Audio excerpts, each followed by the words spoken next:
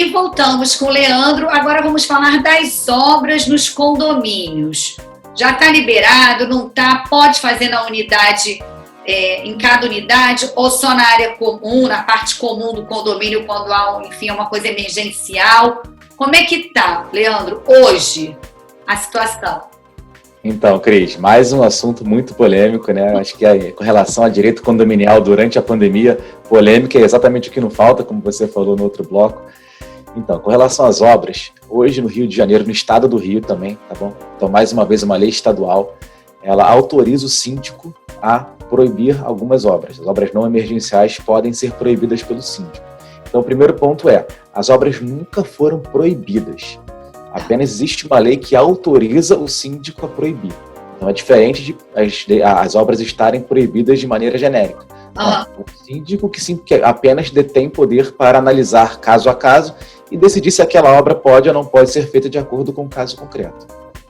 Então, no Rio de Janeiro existe essa lei, Lei 8.808. Essa lei só vai ficar em vigor enquanto durar o estado de calamidade pública. E agora entrou em vigor um outro decreto no Rio, prorrogando o estado de calamidade pública para 31 de dezembro. Então, como o estado de calamidade pública vai continuar pelo menos até 31 de dezembro, a lei continua em vigor até 31 de dezembro.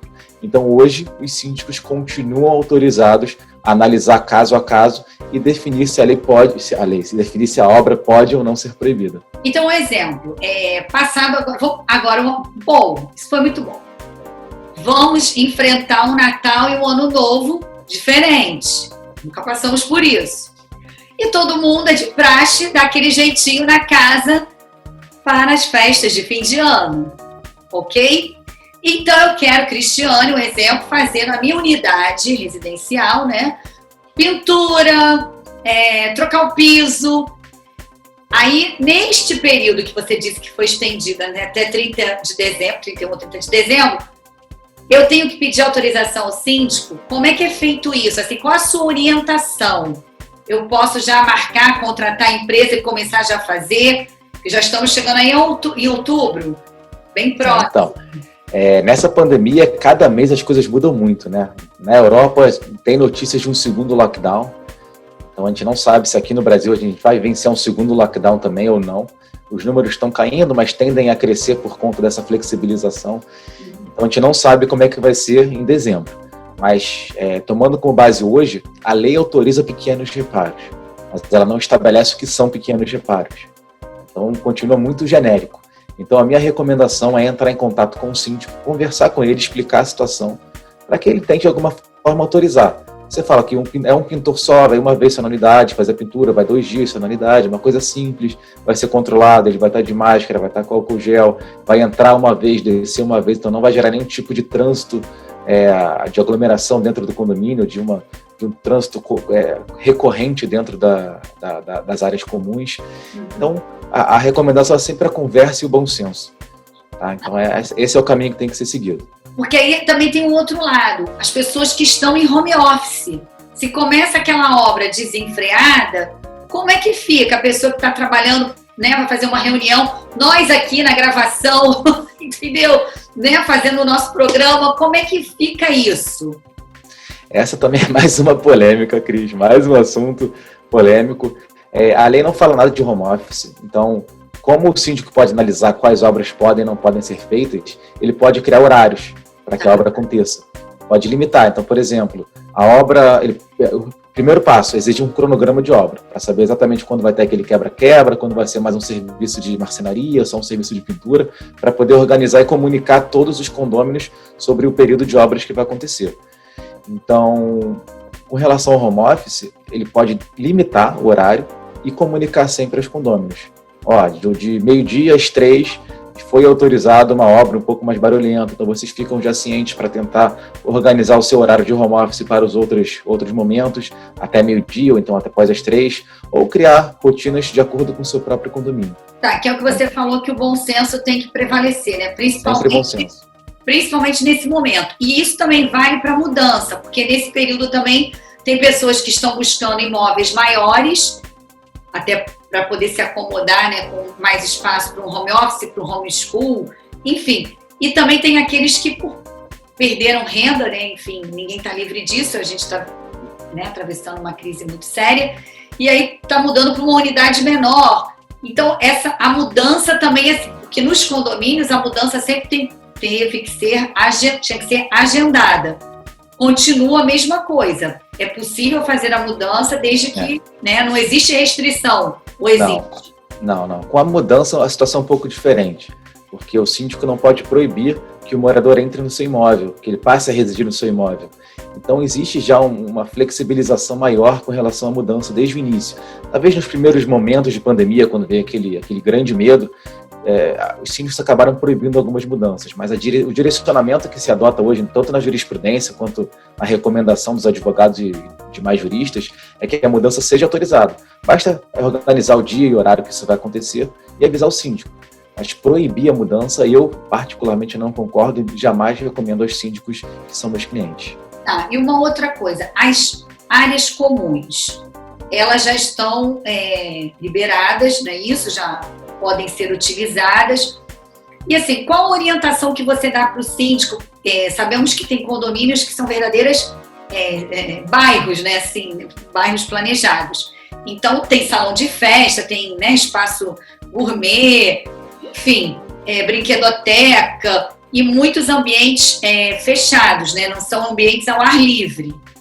Qual é a orientação? Tudo bem, o bom senso, mas o síndico, porque às vezes o meu bom senso, né, não é o bom senso do outro que acha que tem que já fazer uma festa e chamar sei lá quantas pessoas, não sei.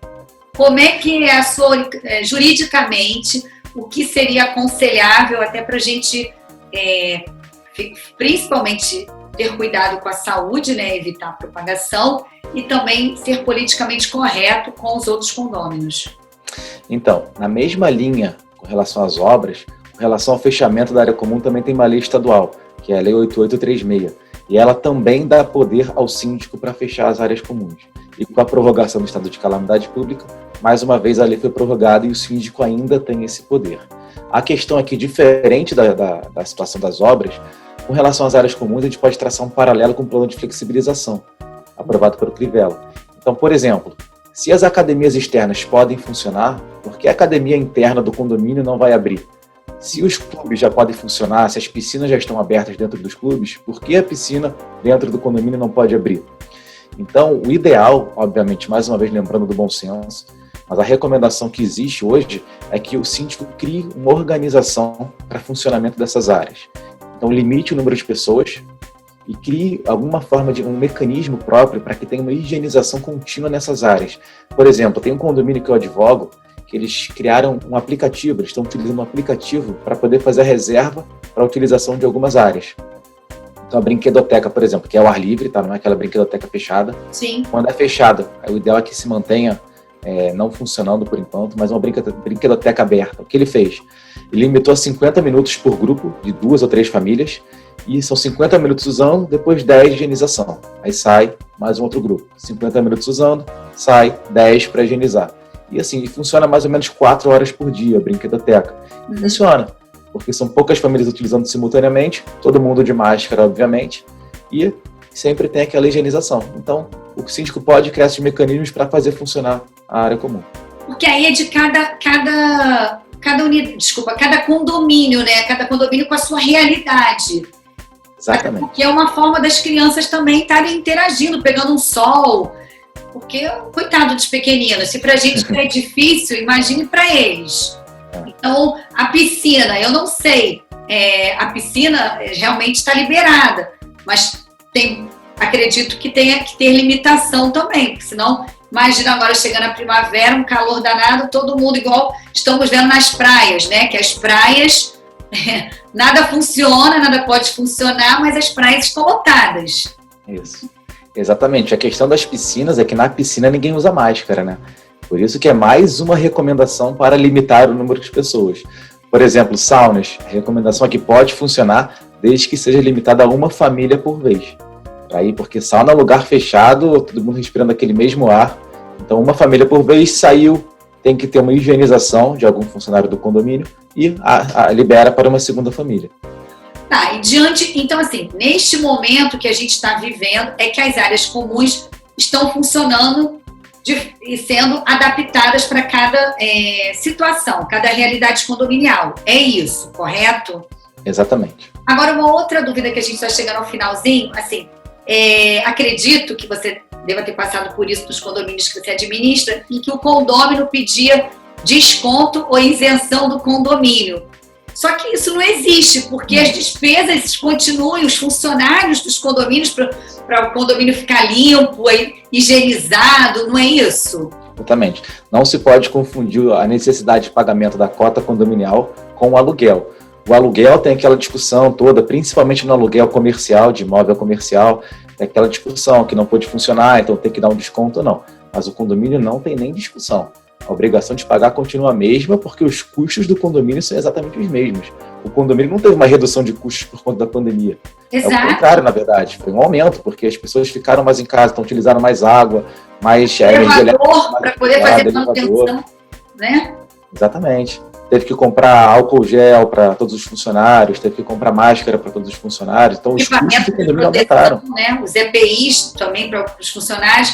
Quer dizer, então, não existe. Até para a gente colocar essa consciência, a gente entende que é um momento difícil para todo mundo, mas querer cogitar isso, porque eu não estou usufruindo da área de lazer, isso não existe. Não existe. Porque, infelizmente, ninguém queria passar porque a gente está passando. E as coisas precisam ser limpas, funcionar, e as famílias também dependem da gente, porque são nossos funcionários dos condomínios, não é isso?